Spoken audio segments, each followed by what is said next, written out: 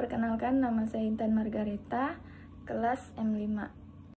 Di sini saya mengambil buku yang berjudul Ekonomi Koperasi dan UKM.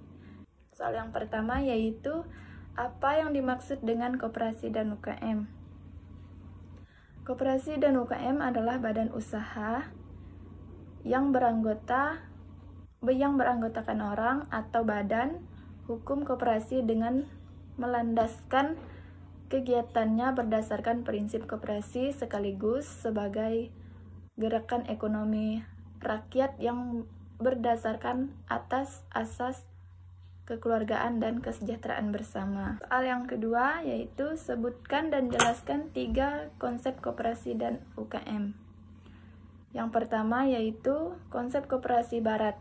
Konsep koperasi negara barat adalah konsep yang menjelaskan bahwa koperasi adalah organisasi atau kelompok swasta yang didirikan atau dibentuk oleh orang-orang dengan sukarela yang mempunyai tujuan dan latar belakang yang sama untuk kesejahteraan dan menciptakan keuntungan bagi anggota-anggotanya maupun perusahaan koperasi.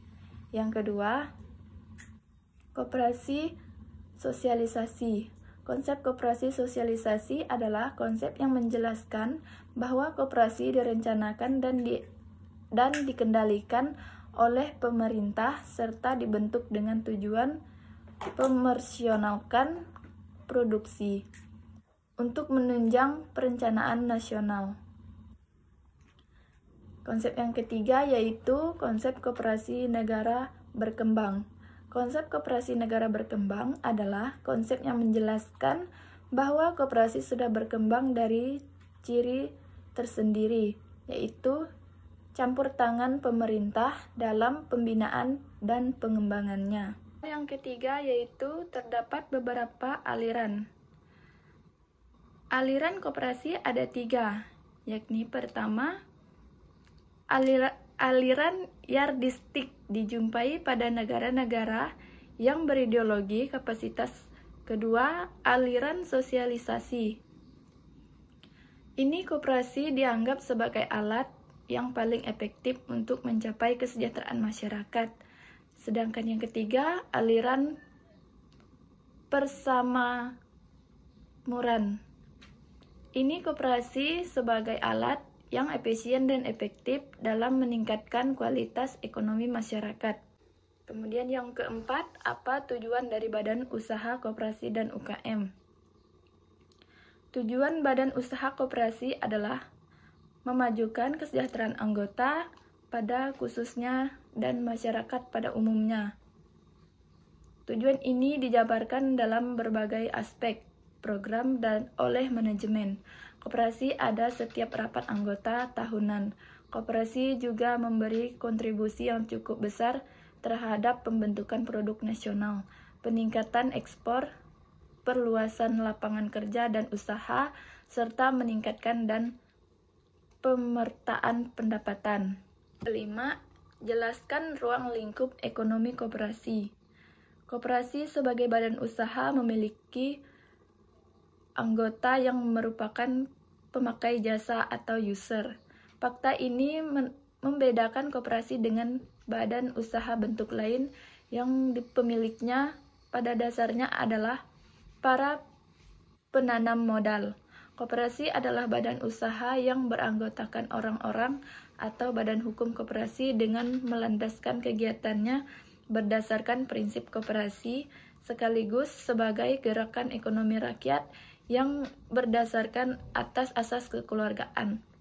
Kemudian yang keenam, jelaskan perjalanan sejarah koperasi di Indonesia.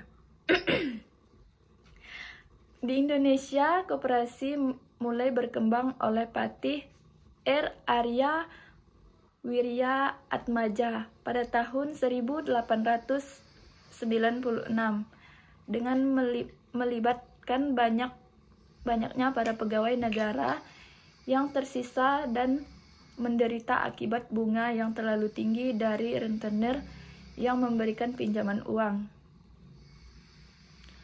Melihat penderitaan tersebut, Patih R. Arya Wirya Atmaja lalu mendirikan bank untuk para pegawai negeri. beliau mengadopsi sistem berupa dengan yang ada di Jerman, yakni mendirikan koperasi kredit. Yang ketujuh, yaitu sebutkan 8 perbedaan koperasi dengan badan usaha lain. Perbedaan yang pertama yaitu dasar pendirian dan tujuan, kedua keanggotaan, 3 sifat keanggotaan, 4 kekuasaan tertinggi, kelima hak suara dalam rapat, keenam pembagian keuangan, ketujuh tingkat bunga atas modal, dan yang terakhir usaha dan manajemen. Soal yang kedelapan, jelaskan landasan-landasan dari koperasi di Indonesia. Koperasi di Indonesia menjadi identitas dari bunga usaha Indonesia yang didirikan dengan berbagai landasan. Adapun landasan koperasi ini meliputi landasan ideal, konstitusional, mental, dan operasional. Soal ke-9 yaitu sebutkan undang-undang mengenai koperasi dari sejak zaman kemerdekaan sampai dengan sekarang. Sejak Indonesia merdeka ada 4 undang-undang menyangkut perkoperasian, yaitu yang pertama Undang-Undang Nomor 79 Tahun 1958 tentang Perkumpulan Koperasi. Yang kedua, Undang-Undang Nomor 14 Tahun 1965. Yang ketiga, Undang-Undang Nomor 12 Tahun 1967 tentang Pokok-pokok Perkoperasian. Yang keempat, Undang-Undang Nomor 25 Tahun 1992 tentang Perkoperasian. Soal yang ke-10 yaitu sebutkan prinsip-prinsip koperasi yang terbaru. Terdapat 4 prinsip koperasi yang terbaru, yaitu keanggotaan yang bersifat terbuka dan sukarela, pengelolaan dan demokratis. Yang kedua, partisipasi anggota dalam ekonomi. Yang ketiga, kebebasan dan otonomi. Yang keempat, pengembangan, pendidikan, pelatihan, dan informasi. Sekian presentasi 10 soal dari saya. Terima kasih.